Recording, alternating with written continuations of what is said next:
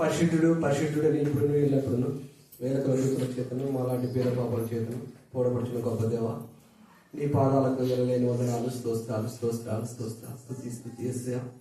దేవా గడిచిన పగటి వేళంతా మా పని వేళ కాపాడి ఈ రాత్రి కాలం ముందు మరి కరుణాపీఠ మినిస్టర్కి తల్లిలో చేరి మా ప్రయాణమంతా కూడా క్షేమంగా మీరు ఉండి ఇక్కడ నడిపించిన విధానం బట్టి స్తోత్రాలు. దేవ ఇక్కడ చేరవచ్చిన ప్రతి బిడ్డను కూడా ఆశ్రయించుకుంటున్నావా మరి ఇంతవరకు పాటలతో నిశ్చించాము వాటితో మహిమ వచ్చిన గణపరిచిన విధానం బట్టి మీకు ఎలా స్తోత్రాలు. దేవా మరి ఎక్కడైతే ఇద్దరు ముగ్గురు కూడా నామం స్తుతిస్తారో అక్కడ ఉండాలని సెలవించిన గొప్ప దేవుడు మరి మా మధ్య నువ్వు నమ్ముచున్నాను తండ్రి. మా ప్రార్థన ఆలకించిన దేవా, శృంగరి ప్రార్థన ఆలకించిన దేవా, మా ప్రార్థన కూడా ఆలకిస్తారని నమ్ముచున్నాను తండ్రి. దేవాస్తోస్తా దేవాస్తోస్తా దేవా మరి మరి మీ దాసాలు చెప్పిన వాక్యాన్ని బట్టి విన్నా మరి మా హృదయాలను బట్టి సహా ఇచ్చేయండి. దేవా మరి నేను మరి సాతాన్ని తప్పకుండా మరి మనసాలంటూ సార్ అనే మరి ఎద్దు ఎలా నెమరు వేయడం అలా మేము నెమరు వేయడం సహాయం దాయించండి. గోధుమ గడ్డి ఎలా ఫలించడం రైతులు ఫలించేవారుగా సహాయం దాయించబడుచున్నాం తండ్రి. దేవాస్తోస్తా దేవా మరి ఇక్కడ చేసిన ప్రతి బిడ్డను కూడా నేను మరి ఎవరైతే అస్వస్థత ఉన్నారో అట్లా నీకు ఆయపడ స్వస్థ దాయించండి. దేవాస్తోస్తా దేవా మరి ఏ బాధ ఇబ్బందులు ఆ బాధ ఇబ్బందులు తీర్చాడు. దేవాస్తోస్తా దేవా మరి రాత్రి కాలం ముందు ఎక్కడైతే మరి మార్మల గ్రామానికి వెళ్ళి వారు చెప్తున్న బిడ్డలు కూడా ఆశ్రయించండి. దేవా మరి అవును తండ్రి. దేవా మరి నేను మరి వారి కుటుంబాలను కూడా ఆశ్రయించండి. గిరిచిన బిడ్డలు కూడా ఆశ్రయించబడుతున్నాను తండ్రి. దేవా మరి సంఘంలోకి తోడేలు ప్రవేశిస్తున్నట్లు అవును తండ్రి. అవును దేవా మరి కొన్ని చెడ్డ దృష్టిలో మరి ఉన్నారు దేవా మరి అవును తండ్రి. కపట క్రీస్తులు వస్తారు నాకు అన్నట్టు మరి నా పేరు చెప్పి ఎన్నో మోసాలు చేస్తున్నారు. నిజమే దేవా ఎలాగున్నా మేము ఒకసారి గుర్తెరిగి నేను ఎడుతున్నాను. మా హృదయాలు అనేవి నీకు ఇచ్చుడు కూడా సహం దాయించండి. నువ్వు వచ్చినప్పుడు మా హృదయాలు చేసుకునే వారు కూడా సహం దాయించండి. దేవాస్తోస్త్రాలు తండ్రి. గత సంవత్సరం 2025 సంవత్సరం ఎంత కాపాడి దాన్ని బట్టి మీకు ఎలాగైపోతే ఆస్తోస్త్రాలు దేవా మరి ఈ 2025 అవును తండ్రి. నా కుటుంబంలో మరి ఎంతో మేలు చేసిన దాన్ని బట్టి నీకు ఎలాగైపోతే అవును తల్లి. నేను మరి 2025 డిసెంబర్ మాసంలో ఎంతో అపాయం నుంచి మరి సొమ్మసిల్లి మరి కూతురు వెళ్ళినా కూడా మరి స్వస్థపరిచినట్టు చూస్తున్నాం తప్పరిల్లినట్లు మరి ఏసే గ్రంథం చెప్పినట్టు మరి సొమ్మసిల్లినా మరి తప్పరిల్లింది దేవా మరి నీ కృతజ్ఞతాస్తుతులు దేవా మరి దావీదు మహారాజు రోజు 7 సార్లు స్తుతించి నిన్ను 3 సార్లు ప్రార్థించేవాడు దేవా మరి అవును దేవా మరి నేను రోజు నేను స్తుతించేవారుగా ప్రార్థించేవారుగా కుడియాడేవారు నేను చూస్తాను దాయించమంటున్నాను. దేవాస్తోస్తా ఈ రాత్రి కాలం ఏదైతే ప్రయాణం చేయించున్నారో వారు చేరవలసిన గమనం చేర్చండి. ఎందరైతే హాస్పిటల్ తప్ప అమ్మని లాంటి అటుపడి నీకు సహాయపడ సంస్థాయి దయచేయమంటున్నాను. దేవాస్తోస్తా ఎందరైతే మరి టెట్ ఎగ్జామ్స్ రాస్తున్నారో ఆ బిడ్డలందరూ కూడా మరి ఒకసారి మరొకచ్చున్నాను తండ్రి. ఆ బిడ్డలు కావాల్సిన రాజు దాయించండి. సర్వమూల రాజు లాంటి తెలివి కాలం దాయించండి దేవా మరి రైనామరావు తండ్రి మరి మంచి మార్క్స్ తో పాస్అవుట్ కూడా దాయించండి. ఆయా కాంపిటీషన్ రాసిన పని బిడ్డలు కూడా ఆశ్రయించండి. దేవాస్తోస్తా దేవా ఎందరైతే ఉద్యోగాలు లేక బాధపడుతున్న ఉద్యోగాలు టైప్ చేయబడుతున్నాను తండ్రి. ఎందరైతే ఉద్యోగాలు చేస్తూ వాళ్ళు చేసిన డ్యూటీలో కూడా మరి వాళ్ళు చేసిన ప్రయాణం అంతా కూడా ఎంతో పడుతున్నాం తండ్రి. దేవాస్తోస్తా బయట ఉన్నప్పుడు దీవించబడదు, లోపలికి వచ్చినప్పుడు దీవించబడదు అన్నట్టు మరి మీ దేవుడు మాపై కుమరించబడుతున్నాను తండ్రి. దేవాస్తోస్తా ఆయా గుడ్డివారు కానిచ్చారు, గుడ్డివారు కానిచ్చారు, మగవారు మాట్లాడండి. కృష్ణలో బాగా చేసిన గొప్ప దేవుడు తండ్రి. నేను మీ విశ్వాసం కలిసి తండ్రి విశ్వాసం వల్లే మనం ఆదరణ లేకున్నట్టు చూస్తున్నాం దేవా మరి అవును తండ్రి. మరి దేవా చిన్నపిల్ల కూడా మరి 12 సంవత్సరాల రక్త సావాన్ని ఈ విశ్వాసాన్ని కాపాడుతున్నట్లు అవును తండ్రి. నలుగురు పెద్దల విశ్వాసంతో మరి పచ్చవాయగారు మంచి నుంచి చేసినట్టు చూస్తున్నాం దేవా అవును తండ్రి. మీ విశ్వాసంతో నేను వేడుకునే వారిగా చూస్తాను దేవాస్తోస్తా తండ్రి. ఈ గృహ చుట్టూ నీకు అంచవేయబడుతున్నాను. నీ చేతులతో దింపారు దేవ తండ్రి కాపాడమంటున్నా తండ్రి. నైనా మరి తండ్రి టీచర్ గా చేస్తున్న సేవ ఇంకా బహువాడు కూడా సహాయం చెంది తండ్రి. ప్రశ్నార్థం నింపబడుచున్నాను తండ్రి. దేవా మీరు కాపాడుతుంది దేవాస్తోస్తా దేవా మరి రాత్రికాలంలో నిద్ర చూసినాగా మా పడగల చుట్టూ కూడా భగవంతు కావాలని మంచిగా దయచేయబడుతున్నాను తండ్రి. ఇలాంటి నేను మరి తండ్రి దేవా మరి పెద్దలు వేసేవి ఎందుకు గిట్టుకు సహా దయచేయండి. ఈ చిన్న ప్రార్థనలకు ఇస్తూ నీకు చేయగలిగి సాధారణ చేయగలి కూర్చోమని నజరైన యేసుక్రీస్తు నామమున పెట్టి కూర్చున్నాం మా తండ్రి. ఆమేన్.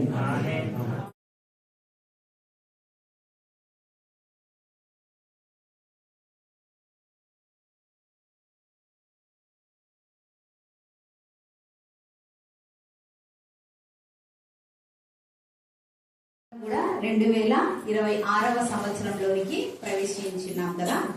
అయితే 2026వ సంవత్సరంలో కూడా మనం కూడా ఏ విధంగా ఆలోచిస్తామంటే ఈ సంవత్సరమైనా నేను చాలా బాగుండాలి, ఈ సంవత్సరమైనా నేను మంచి పరిస్థితులను అనుభవించాలి. ఈ సంవత్సరము నా జీవితంలో కష్టము తొలగిపోవాలి, దుఃఖము తొలగిపోవాలి, కన్నీరిక ఉండకూడదు అనే విధంగా పలుమార్లు మనము ఆశపడతాం. అదే ప్రార్థన దేవుని యొక్క సన్నిధిలో చేస్తాం కదండి.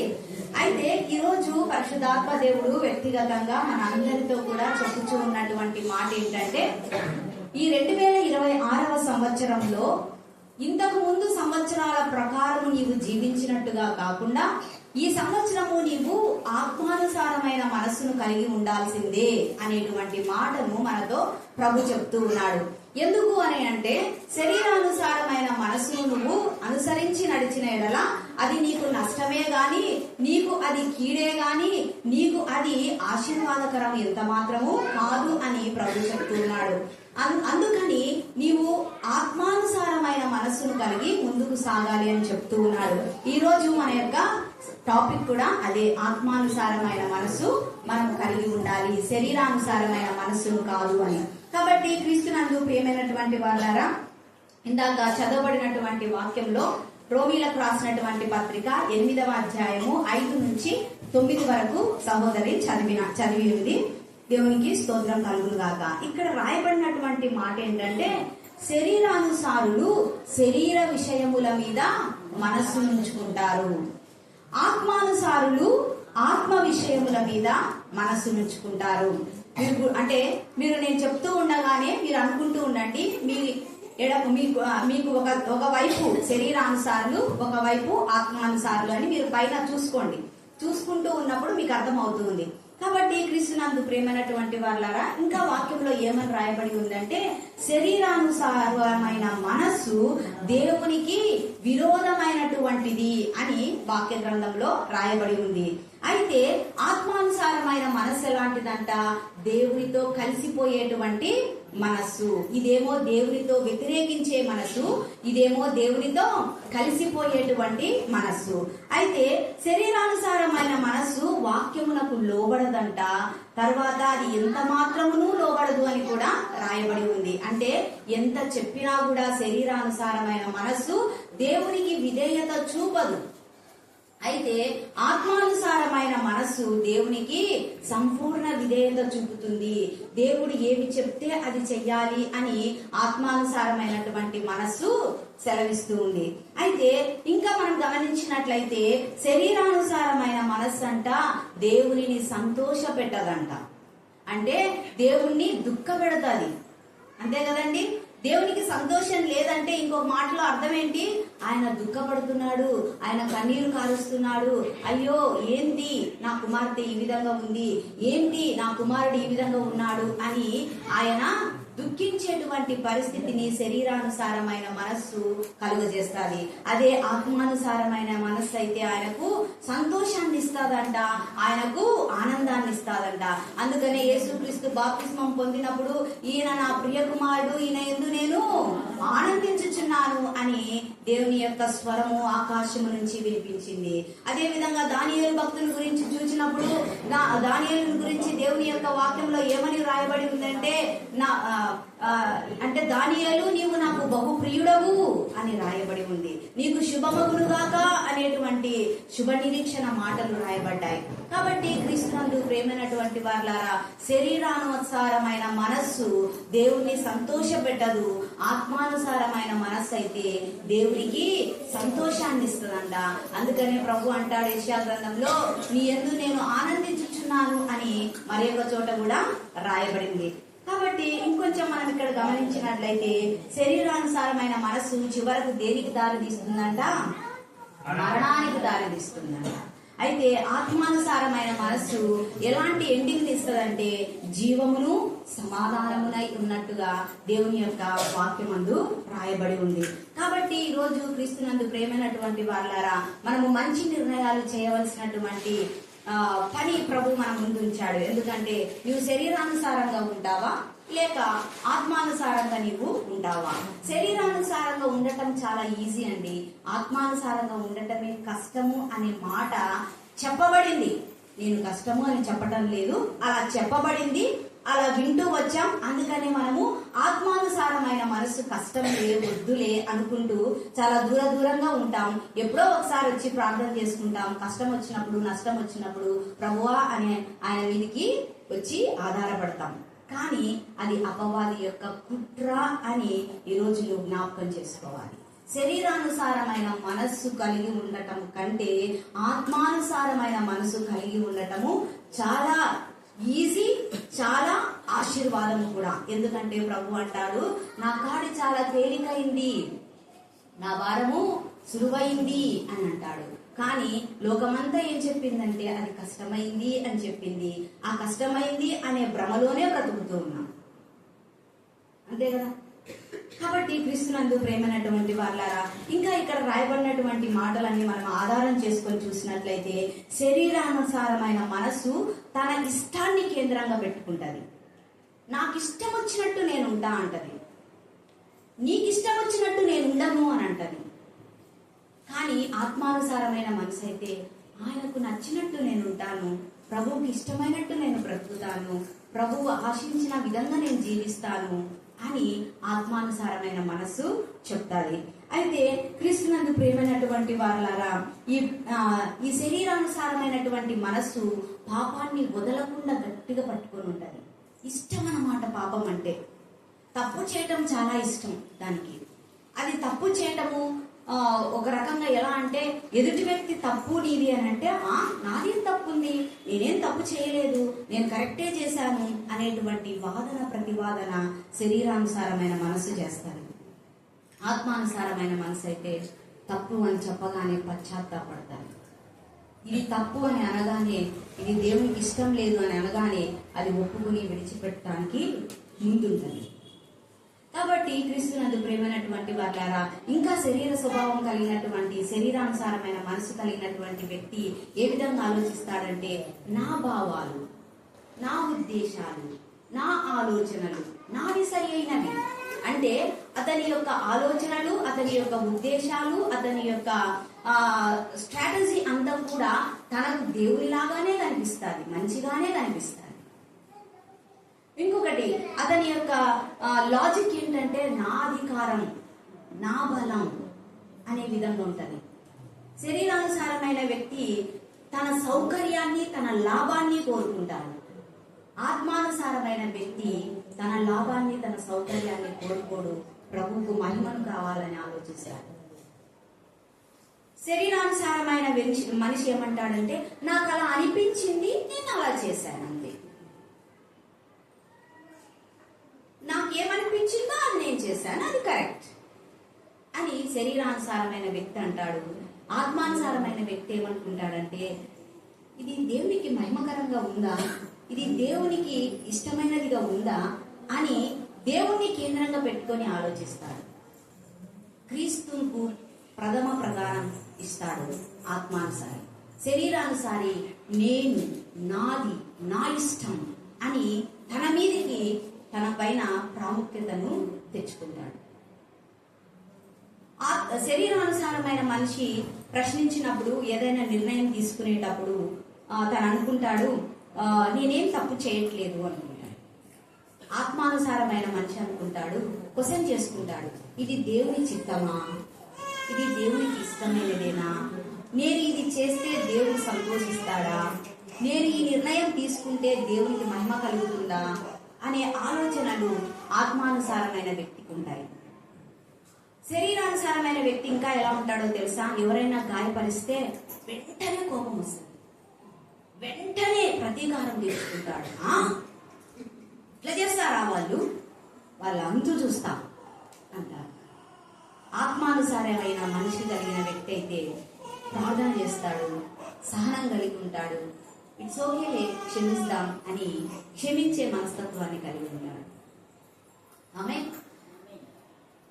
పాపం చేసినప్పుడు శరీరానుసారమైన మనసు ఏ విధంగా ఆలోచిస్తుందంటే, పర్లేదులే, నేనేం తప్పు చేయలేదు, అందరూ చేస్తూ ఉన్నారు కదా, నేనేం తప్పు చేశాను, వాళ్ళు రోజుకి 5 సినిమాలు చూస్తున్నారు, నేనేం చూస్తున్నాను, ఒక సీరియలే కదా.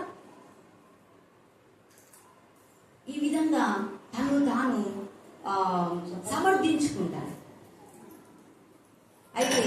ఆత్మానుసారమైన మనిషి ఏం చేస్తాడంటే, ప్రభువా నన్ను క్షమించవా, తప్పు చేశాను, నన్ను క్షమించు, ఇక చెయ్యను, సరి చేసుకుంటాను అని ఆత్మానుసారమైన మనిషి ఆలోచన చేస్తాడు. శరీరానుసారమైన మనసు కలిగినటువంటి వారి మాటలు కఠినంగా గాయపరిచేలాగా ఉంటాయి. ఆత్మానుసారంగా ఉండేటువంటి మనిషి యొక్క మాటలు ప్రేమతోనూ క్షేమాభివృద్ధికరమైన మాటలతోనూ ఉంటాయి. సమాధానాన్ని సృష్టించే వారిగా ఉంటారు, సమాధానాన్ని కలుగజేసే వారిగా ఉంటారు. ఇక్కడ మాత్రం గొడవలు కొట్లాటలు పెట్టేటువంటి పరిస్థితి వీళ్ళ దగ్గర కనిపిస్తుంది. లేని మాట చెప్పడం, ఉన్న మాట తీసేయడం వీళ్ళు చేస్తారు. ఉన్నది ఉన్నట్టుగా చెప్పటం, అట్లా కాదు మీరు ప్రభువుకు లోబడాలి అని చెప్పటం ఆత్మానుసారమైన మనసు మాట్లాడతారు.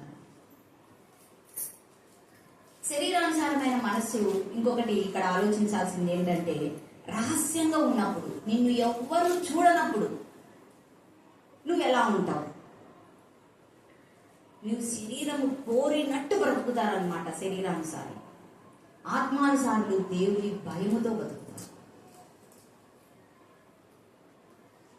కాబట్టి క్రీస్తునందు ప్రేమైనటువంటి దేవుని సంగమా, పరిశుద్ధాత్మ దేవుడు ఈ యొక్క 2026వ సంవత్సరంలో నీ దగ్గర ఉన్నటువంటి శరీర సంబంధమైన మనస్సును ఈ రోజు విడిచిపెట్టు అనే మాటను మనకు వ్యక్తిగతంగా నాతో చెప్తూ ఉన్నాడు, కూర్చున్న మీతో చెప్తూ ఉన్నాడు, బయట వింటున్న వారందరితో కూడా ఇదే మాటను పరిశుద్ధాత్మ దేవుడు సెలవిస్తున్నాడు.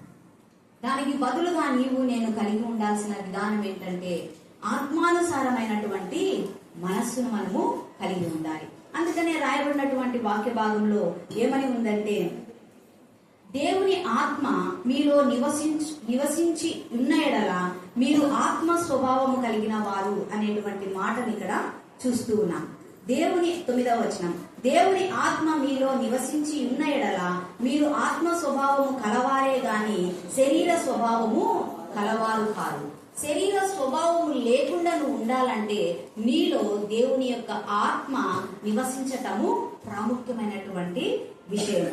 ఎప్పుడైతే దేవుని యొక్క ఆత్మ నీలో నివసించునో అప్పుడు నీవు ఆత్మానుసారమైనటువంటి వ్యక్తిగా, ఆత్మానుసారంగా జీవించేటువంటి విశ్వాసిగా ముందుకు కొనసాగుతావు. లేని ఎడల శరీర స్వభావం కలిగినటువంటి వ్యక్తిగా బ్రతకాల్సి వస్తుంది. అంటే శరీర స్వభావం కలిగిన వ్యక్తిగా నువ్వు ఉండకూడదు అని అంటే నువ్వు కనెక్ట్ కావలసినటువంటి వ్యక్తి ఎవరు? పరిశుద్ధాత్మ.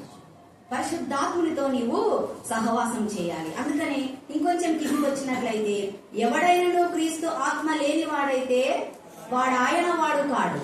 క్రీస్తు ఆత్మ ఒక విశ్వాసిలో లేకపోయినట్లయితే ఆ వ్యక్తి క్రీస్తుకు సంబంధించిన వాడు కానే కాదంట.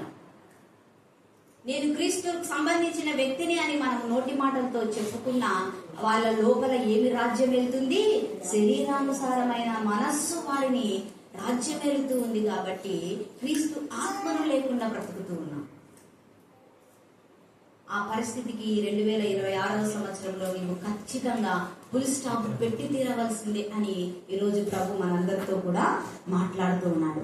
అందుకనే ఈ యొక్క రోమా 8వ అధ్యాయం 14వ వచనం ఏమంటదంటే, దేవుని ఆత్మ చేత ఎందరూ నడిపింపబడుదురో వారందరూ దేవుని కుమారులై ఉందురు.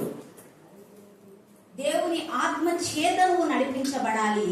దేవుని ఆత్మతో కలిసి నీవు ప్రయాణం చేయాల్సినటువంటి సంవత్సరముగా ఈ రోజు ప్రభు మనందరితో కూడా సెలవిస్తూ ఉన్నాడు. అలా కాకుండా లేదు, నా ఇష్టం వచ్చినట్టు నేను జీవిస్తాను, నాకు నచ్చినట్టుగా నేను బ్రతుకుతాను అని అంటే ఇంకా దేవుని గురించి మర్చిపోవాల్సిన అవసరం ఉంది. కాబట్టి క్రీస్తునందు ప్రేమైనటువంటి వాళ్ళారా, శరీరమును అనుసరించకుండా ఆత్మను అనుసరించి నడవాల్సినటువంటి అవసరత ఉంది అని ప్రభు మనతో సెలవిస్తున్నాడు. ఎవరైనా యోహాను సువార్త 14వ అధ్యాయము 14, 15, 16 వచనాలు చదవండి.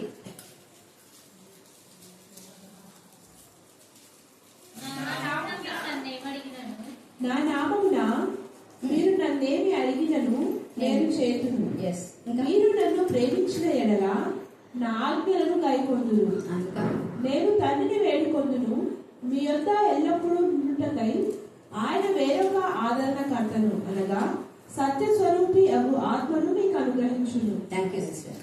నా నామమున మీరు నన్ను నన్నేమి అడిగినను నేను చేతును. ఈ వాగ్దానం వస్తే భలే సంబరం అన్నమాట. నేనేమడిగినా ఆయన ఇస్తాడు అని సంతోషపడతాం. తర్వాత ఏమంటున్నాడు, మీరు నన్ను ప్రేమించిన యెడల నా ఆజ్ఞలను గైకొంటారు, నా ఆజ్ఞలను అనుసరిస్తారు, నా మాట వింటారు అనే మాటను ఇక్కడ చెప్తూ ఉన్నాడు. ఇంకా ఏమంటున్నాడంటే యేసుక్రీస్తు శిష్యులతో అంటూ ఉన్నాడు, నేను తండ్రిని వేడుకుంటానయ్యా, మీ యొద్ద ఎల్లప్పుడూ ఉండటానికి వేరొక ఆదరణకర్త అనగా సత్య స్వరూపియగు ఆత్మ మీకు అనుగ్రహించబడేటట్లు తండ్రిని నేను వేడుకుంటాను అని అంటాడు. అంటే యేసుక్రీస్తు ఇంకా అప్పటికి శిలువ కార్యం జరగలేదు, శిలువ మరణం కూడా జరగలేదు, ఆయన పునరుద్ధానుడై పైకి ఆరోహణం కాలేదు కాబట్టి ఈ మాటలు చెప్పబడడం జరిగింది. కాబట్టి క్రీస్తునందు ప్రేమైనటువంటి వారులారా, ఇక్కడ చూడండి, నా నామమున మీరు నన్నేమి అడిగినను నేను చేతును అని అంటే కొన్ని జరగట్లేదు కదా. ఎందుకు? శరీరానుసారమైన మనసుతో అడుగుతున్నాం కాబట్టి ఇప్పుడు మనం ఏం చేయాలి? ఆత్మానుసారమైనటువంటి లైన్ లోనికి వచ్చి ఆత్మానుసారమైన రీతిలో పరిశుద్ధాత్మునితో కలిసి నువ్వు అడిగినప్పుడు నువ్వేమడిగితే ఆయన అది ఇస్తాడు. ఆయన వాగ్దానం సత్యమే కదా. మనలో ఇప్పుడేమంటున్నాం, కొంతమంది నేను అడుగుతున్నాను అబ్బా కొన్ని సంవత్సరాల నుంచి, కానీ ఆయన ఇయ్యట్లేదు అని అంటాం. ఎందుకు? నీ దగ్గర శరీరానుసారమైన మనసు నడుస్తానే ఉంది నీతో. ఆ శరీరానుసారమైన మనసును కట్ ఆఫ్ చేసి ఆత్మానుసారమైన మనసుతో నువ్వు కనెక్ట్ అయ్యి ఆత్మతో కలిసి నడుస్తూ పరిశుద్ధాత్మునితో నువ్వు కలిసి ప్రార్థన చేస్తే నువ్వు ఏదడిగినా ఆయన ఇస్తాడు. అందుకనే రోమా 8:26 ఏమంటుందంటే, అటువలే ఆత్మయు మన బలహీనతను చూచి సహాయము చేయుచున్నాడు, ఏలైనగా మనం యుక్తముగా ఎలాగో ప్రార్థన చేయవలెనో అది మనకు తెలియదు కనుక తానే మన పక్షముగా ఉచ్చరింప శక్యము కాని మూలుగులతో ఆయన విజ్ఞాపన చేయించుకున్నాడు. కాబట్టి ఆత్మ నీలో ఉంటేనే కదా ఆత్మానుసారమైన మనసు నీకుండేది. ఆత్మానుసారమైన మనసు నీకున్నప్పుడే కదా ఆ ఆత్మ నీకు చెప్పేది అర్థమయ్యేది, ఆయన చెప్పినట్టు నువ్వు ప్రార్థన చేయగలిగేది.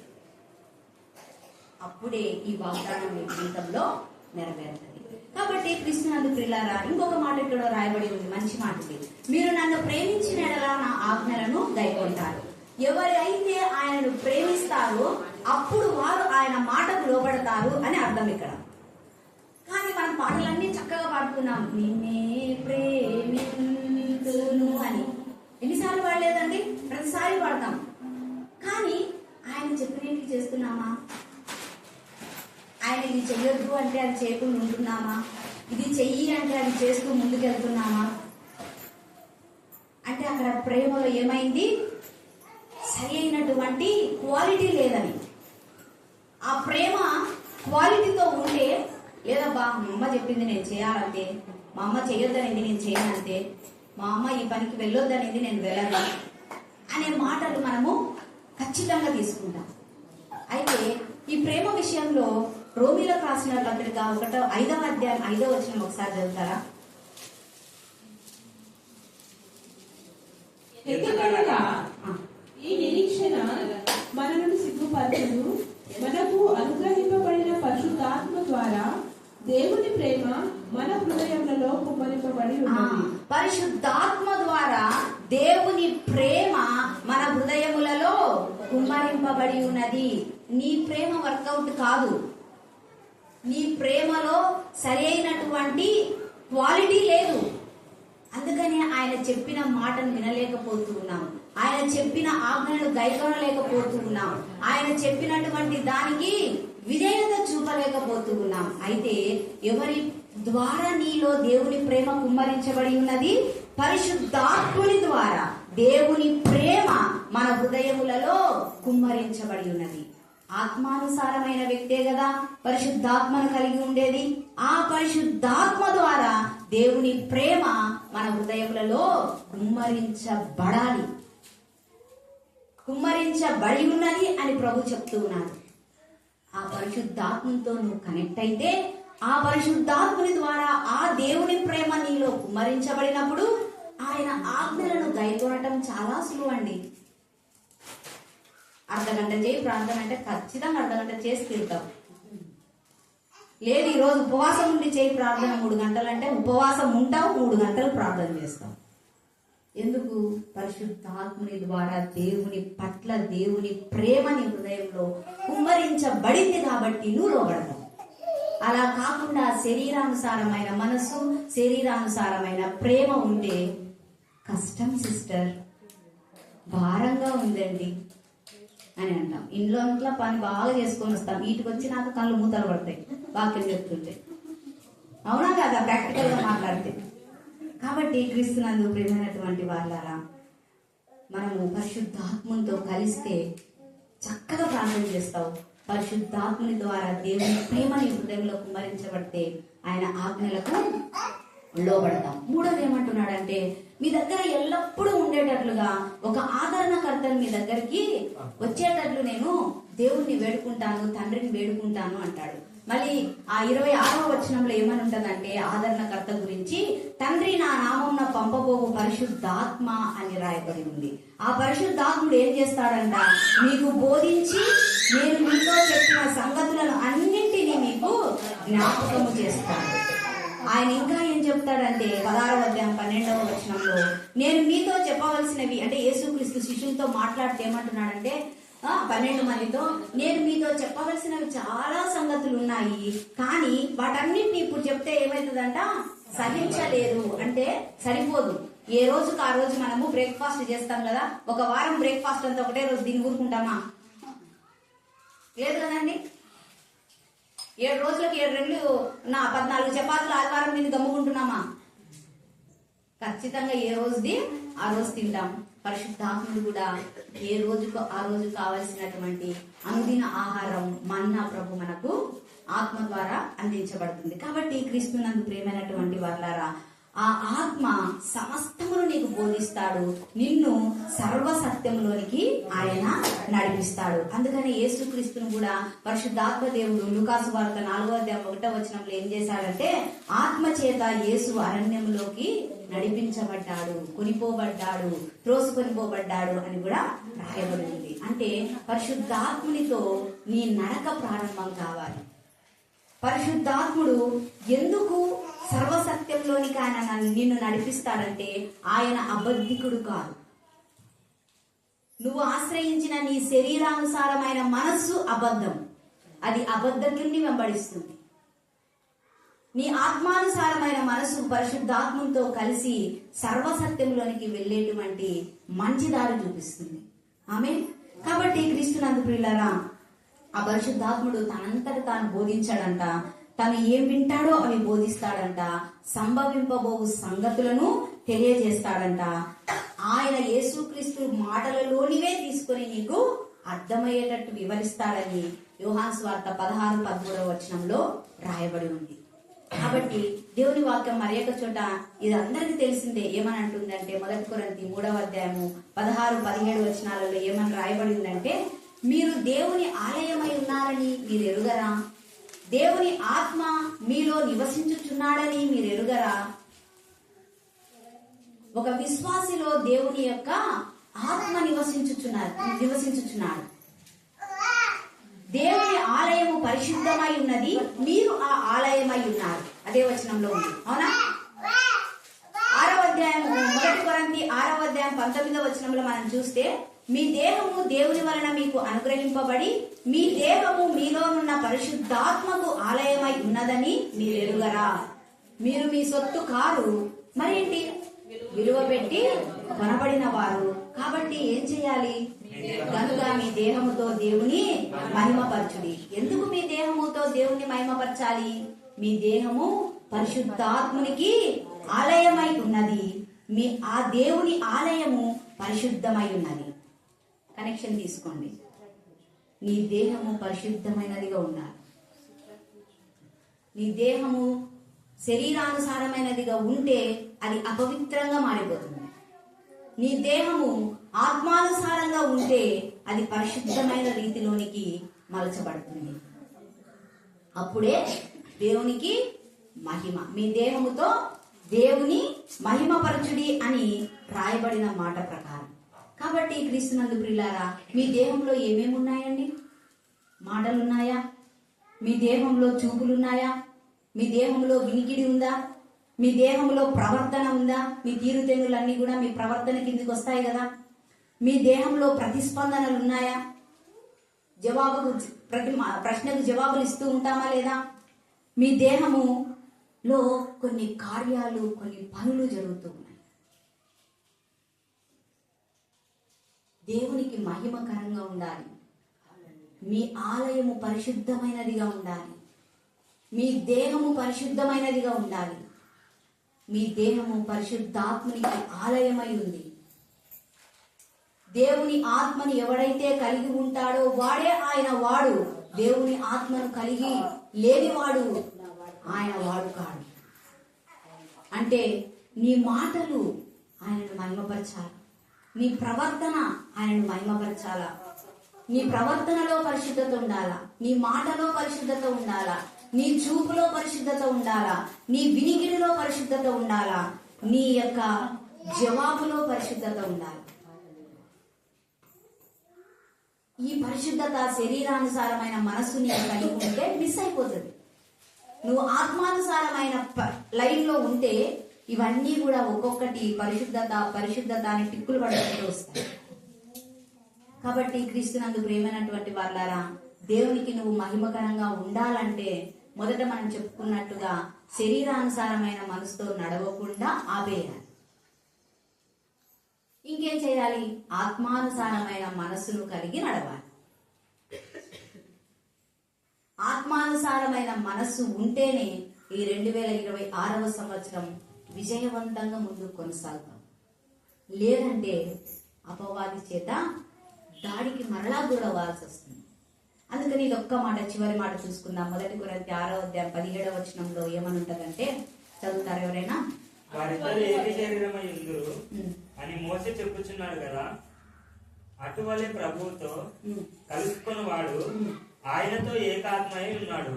ప్రభువుతో కలుసుకొని వాడు ఆయనతో ఏకాత్మై ఉన్నాడు. నీ ఆత్మ, దేవుని ఆత్మ కలిసి ఒకే ఆత్మ. హల్లెలూయా. శరీరానుసారమైన మనసు దేవునితో కలవదు అని ముందే చూసుకున్నాం. విరోధమైనది, దేవునితో ఎప్పుడు కనెక్ట్ కాదది. ఆత్మానుసారమైన మనస్సు దేవుని ఆత్మతో కలిసిపోతుంది, ఒకటిగా అయిపోతుంది. క్రీస్తునందు ప్రేమనటువంటి వారులారా, ఈ 2026వ సంవత్సరంలో సాతాను నిన్ను చూసి భయపడాలన్నా నువ్వు సాతాను చూసి భయపడాలి. చెప్పండి, గట్టి చెప్పండి. సాతాను నిన్ను చూసి భయపడాలి, అంతేనా? కానీ ఇప్పుడేం జరుగుతుంది? వాడిని చూసి మనం భయపడుతున్నాం. సాతాను నిన్ను చూసి భయపడాలంటే నీ ఆత్మ ప్రభువు ఆత్మతో కలిసి ఏకాత్మ కావాలి. అప్పుడే వాడు నిన్ను చూసి భయపడతాడు. నిన్ను చూస్తే వానికి ఒక బిత్తరపోతాడు అనమాట. నిన్ను చూస్తే వానికి కన్ఫ్యూజ్ అయ్యి దిక్కుతోచని స్థితి ఏర్పడుతుంది. శరీరానుసారంగా నువ్వు బ్రతికితే చాలా నష్టపోతావు. ఆ నష్టం ఇంత అంత అని నేను చెప్పలేను, అక్క కూడా చెప్పలేదు. అయ్యో అని అయ్యో అయ్యో అయ్యయ్యో అనే మాట ప్రకటనలో ఉంది. మీరు చదివితే గుర్తుపెట్టుకోండి. అట్లాంటి అంటే ఆ డిజాస్టర్ అలా ఉండాలన్నమాట. అయ్యో అయ్యో అయ్యయ్యో అనే మూడు వస్తుంది శరీరానుసారమైన మనసుతో నువ్వు నడుస్తూ పోయి. అందుకనే ఈరోజు పరిశుద్ధాత్మతో కలిసిపోయేటువంటి అనుభవం నీకు కావాలి. పరిశుద్ధాత్మతో కలిసి నడిస్తే నువ్వు సాతానుకు ఒలుగును పుట్టించగలుగుతావు, భూమిని తలకిందులు చేస్తావు, నీ కుటుంబాన్ని విజయవంతంగా, నీ జీవితాన్ని విజయవంతంగా నడిపించుకోగలుగుతావు, దేవునికి మహిమకరంగా నిలబడగలుగుతావు. శక్తితో కాదు, బలంతో కాదు, ఆత్మతోనే. నీ జ్ఞానం పనికి రాదు, నీ తెలివితేటలు పనికి రాదు, నీ ఆస్తి పనికి రాదు, నీ డబ్బు పనికి రాదు, నీకున్న ఏది కూడా నిరుపయోగమే. కానీ నీ ఆత్మ ప్రభు ఆత్మతో కలిసి ఏకాత్మ అయినప్పుడే నువ్వు గొప్ప కార్యాలు చేయగలవు, చూడగలవు. నీ ముందర పర్వతములు సహితము చదును భూమిగా మారగలవు. ఆమేన్. కాబట్టి క్రీస్తునందు ప్రియులారా, ప్రతిరోజు పరిశుద్ధాత్మతో సహవాసం చేయండి, ప్రతిరోజు పరిశుద్ధాత్మతో మాట్లాడండి, ప్రతిరోజు పరిశుద్ధాత్మ యొక్క స్వరానికి సున్నితంగా ఉండండి. ఇప్పుడు చూడండి, చేపల మార్కెట్కి పోతే ఒకరి మాటలో ఒకరికి వినిపిస్తాయా? ఎవరైనా ఫోన్ చేస్తే నేను మార్కెట్లో ఉన్నా మళ్ళా చేయండి అంటారు. అంటే 4-5 రకాల స్వరాలు ఉంటాయి మన దగ్గర. మన స్వరం మనకు వినిపిస్తుంటది, సెల్ఫ్ వాయిస్ అంటారు దాన్ని. ప్రపంచం కూడా మాట్లాడుతుంటది, ఫేమస్ అయిన పరిస్థితుల గురించి మాట్లాడుతుంటది. ఆడ ఇదంట, ఈడ అదంట, అబ్బబ్బబ్బబ్బా అంటుంటది. అది పొద్దుస్తమానం వాటిని వినడానికి ఎక్కువ ఉత్సాహం ఉంటది అనమాట. స్నేహితులు ఉంటారు, సన్నిహితులు ఉంటారు, వాళ్ళు మాట్లాడుతూ ఉంటారు. వాళ్ళంతా సెల్ఫ్ డబ్బా కొట్టుకుంటుంటారు అనమాట. మాకు ఇంతుంది, మాకు అంతుంది, మాకు ఏం లేదు, మేమే ఎక్కువ, మేమే వాడు తక్కువ, వీడు తక్కువ, ఇట్లాంటి మాటలు అనమాట. ఈ వాయిస్ అన్నిటితో పాటు పరిశుద్ధాత్మని వాయిస్ కూడా నీకు వినిపిస్తుంది. ఏ వాయిస్ ఎక్కువ ఉంటుందో ఆ వాయిస్ గట్టిగా ఉంటుందో అది తొందరగా వినిపిస్తుంది. చిన్నగా మాట్లాడేది, గుసగుస మాట్లాడేది వినిపించదు. అందుకనే చేపల మార్కెట్ అని ముందే చెప్పింది మీకు. చేపల మార్కెట్ లో 4-5 రకాల మనుషులు ఉంటారు, అందరూ మాట్లాడుతుంటారు. ఏ వాయిస్ నీకు క్లారిటీ ఉండదు. ఒక ముగ్గురు మాట్లాడుతున్నప్పుడు ఇద్దరిని నోరు మూసుకోండి, మీరు ఫస్ట్ మేము మాట్లాడుతున్నాం అని అనాల్సి కూడా వస్తుంది అనమాట. నిన్న ఫోన్ లో మాట్లాడేటప్పుడు మా పిల్లలు ఇద్దరు మాట్లాడుతున్నారు, నేను ఫోన్ లో ఇంకొకరితో మాట్లాడుతున్నాను. నాకు వినపడకుండా ఉన్నాయి, వాళ్ళిద్దరు గట్టి గట్టి మాట్లాడుతున్నారు. ఏం మా మీరు ఇంత పెద్ద పిల్లలైనారు, నేను ఫోన్ లో మాట్లాడుతున్నప్పుడు మీ వాయిస్ ఉండకూడదు అని మీకు తెలియదా అని అడిగిన నేను. కాబట్టి పరిశుద్ధాత్మనితో ఎవరు మాట్లాడతారంటే అపోస్తుల కార్యం 8వ అధ్యాయం 29లో అప్పుడు ఆత్మ ఫిలిప్పుతో నీ రథము దగ్గరికి పోయి దానిని కలుసుకోమని చెప్పాను అంటానే ఫిలిప్పు దిగిపోయినాడు. ఆడ గొప్ప కార్యం జరిగింది, బాప్తిస్మం ఇచ్చేసినాడు. ప్రభు ఆత్మను రక్షించడం జరిగింది. కాబట్టి పరిశుద్ధాత్మ దేవుడు మాట్లాడడు అనేది తప్పు. ఆయన ఖచ్చితంగా నీతో మాట్లాడతాడు. నువ్వు ఆత్మానుసారమైన మనసు కలిగి ముందుకు సాగాలి. ఆమె దేవుడు మన వినికిడిలో యొక్క వాక్య భాగాన్ని దీవించును గాక. దేవుడికి మహిమ కలుగును గాక. క్రీస్తునందు దేవునికి అంటే యేసయ్య మాటకు విరోధం. యేసయ్య యొక్క మనసు ఏంటి? క్రీస్తు యేసులో కలిగిన మనసు మీరును కలిగి ఉండేదని వాక్యం చెప్తాం, కానీ కలిగి ఉండాం. యేసయ్య మనసు ఏమి? మీకు ఛాన్స్ అని చెప్పిన యేసయ్య మనసు ఏమి? త్వరగా దీన్ని ఎన్నిసార్లు విని యేసయ్య మనసు ఏమి?